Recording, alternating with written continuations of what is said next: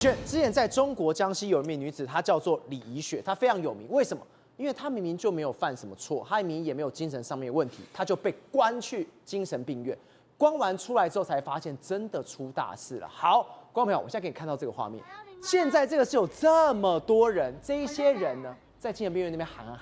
他们都是李怡雪吗？不是，我跟你讲啊，这中国的精神病定义啊，跟我们台湾可不一样。在台湾呢，你要经过专业的医生呢进行所谓的医学鉴定。在中国呢，很简单，你只有疯了才会想要搞事，你只有疯了才会想要对抗共产党。所以你如果对抗共产党，你如果搞事，那你肯定是疯了，就把你关到精神病院去。你看到这些人全部都是女子哦，他们在围墙上，然后对这个栅栏对望，哭喊说：“救救我啊！赶快把我们救出去啊！”一直在叫，对不对？一直在叫，然后就有路人呢行经过去说：“哎呀，真的假的？你出事了？那我帮你打110好不好？我帮你打110。”他说：“不要打110，把我关进来的。”那这个当场人吓坏了，因为他如果打110，他可能变成他们的同窗好友。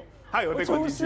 对，因为现在你知道中国就是这样，到处各地呢，你只要是维权啦，你只要是闹事啊，甚至你去告人呐，那干什么事情就会把你抓到精神病院。为什么？因为我解决不了问题，我就把提出问题的人给解决掉。那精神病院变成是我们讲很像什么政治犯中心哦，各位，它也是另类的一种监狱。为什么？因为大家先前就讲过说，这个李怡雪非常的有名，都知道她的故事。明明呢是遭到这个警察呢做出这种我们讲的不当的行为，结果没想到当他爆料、当他指控，在他网络上去提出这样的质疑的时候，没想到人就被逮进去了，而且什么灌药啦、电疗，各位啊。没杯红弄回地高5杯啊！没有病的人都被他们弄到有病了，好不好？所以根本就不人性的治疗。后来呢，这个人就人间蒸发了，李怡雪就我们怀念他，就再也找不到他了。你不要觉得说我们在讲这个夸张了，来，比如说我们就举一个为例。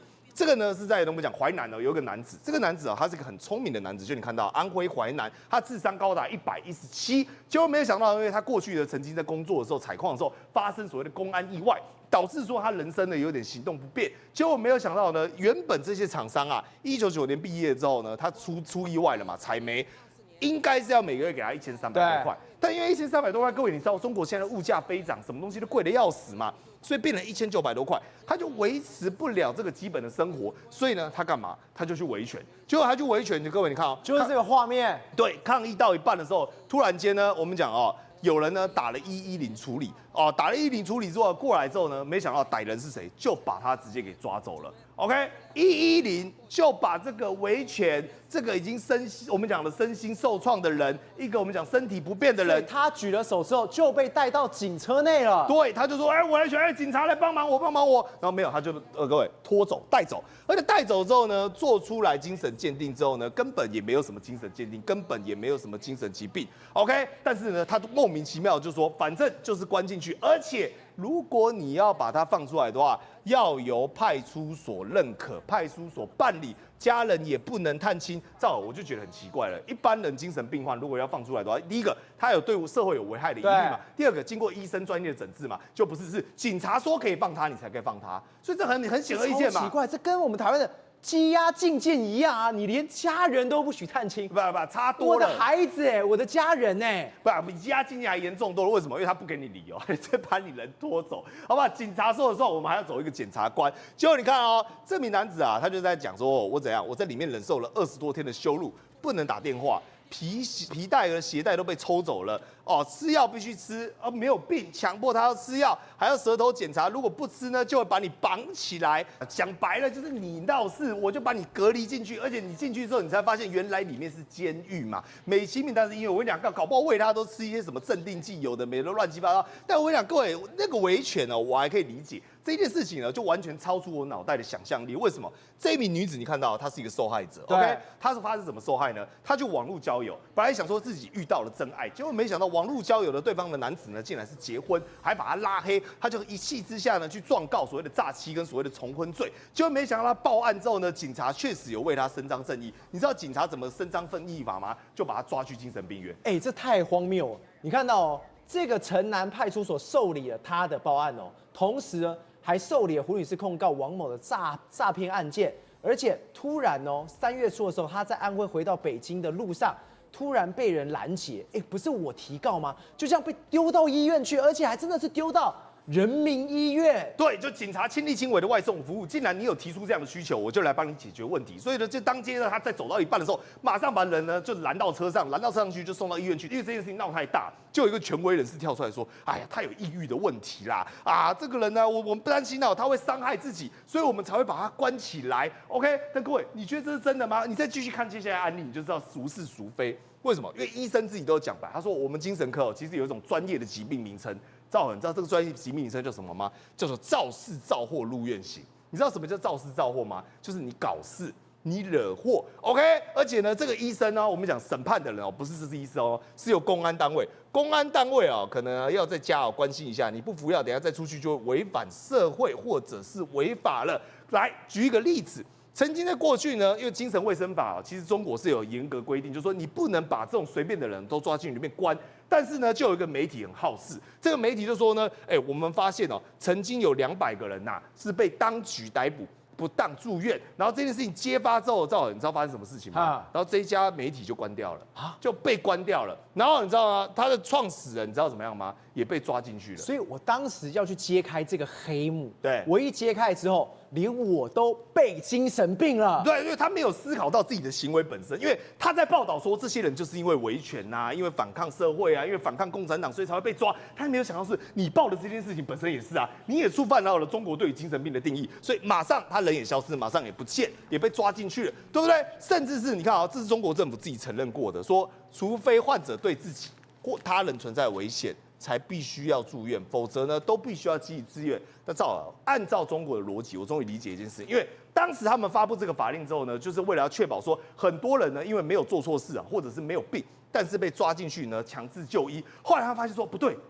太好用了，既然是这样的话，我干嘛不把一堆正常对我来讲是这个找麻烦的人都是精神病，对，我就按照这个法令，这个法令规定不能怎么干，我就这么干，我就把他们全部送进去。所以你看到知名律师就讲说，最近送去的人数啊开始大幅度增加，代表中国社会啊维稳出现很大的问题，而且呢，我们讲根本缺乏制衡机制，甚至是警察常常会干嘛？想要享有权利，就是说我要有执法权，我要呢能够判定说这个人是好人，这个是坏人，但是往往呢自己会犯错，犯完错之后呢，最好的方法是什么？不是承认错误，因为你当局不能承认错误，所以我就是把这些呢我自己犯错的人，把他通通变成精神病患。所以各位啊，我现在唯一担心的一件事情，你知道什么吗？是说中国现在我们刚才看那个围墙，那些妇女在对着围墙外大声喊110，但是说不要用110，我是被110抓进来的，这种场所可能会越来越多。而且呢，同时之间还可以解决了中国烂尾楼的问题。为什么？因为你们需要关的人，如果说按照现在成长速度的话呢，恐怕这些烂尾楼通通给你关进去了，还不够关。石头，现在中国也太夸张了吧？现在中国只要是出生跟死亡，通通都能卖嘛。死亡我们之前讲，你今天如果器官如果被割走，对，在中国很常见。没想到现在出生也能卖，他们现在来出一个叫做代孕机构，对，代孕机构还挑什么未成年的少女来生。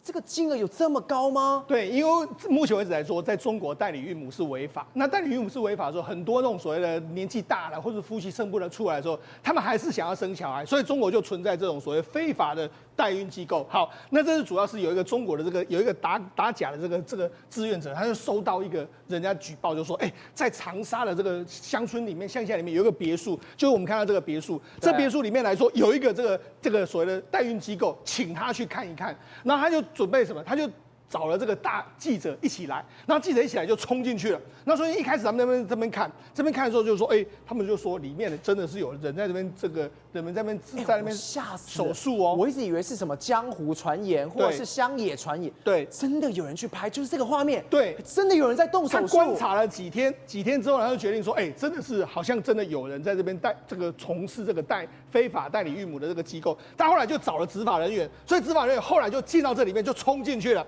他们就冲进这个别墅，冲进别墅之后，我们就看到这是里面别墅的这个状况。里面别墅来说的话，它有一个机构，有一个实验室。实验室里面来说的话，这个还有人看到说，好像有那种营养针啊，还有那种在取这个胚胎的啦，还有受精卵相关的这个研究的这个机构在研究的这个设备在这边，然后旁边还有开刀房、手术室，就很像是要分娩的时候的这个手术相关的这个东西都有，麻醉针啊什么一大堆都在这边。好，那不只是这样，这个因为他们在往里面冲的时候。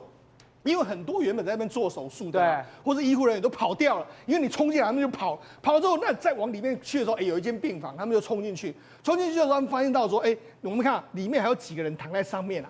为什么躺在上面呢？因为他们这时候可能就进入这个代理孕这个所谓他们的胚胎卵在他的身体里面，他那时候可能就精神不济，没办法跑出去，所以他们就在那边，那当然就被相关执法人员查扣下来嘛。那查扣下来之后呢，执法人员就问说，那你们来这边干什么？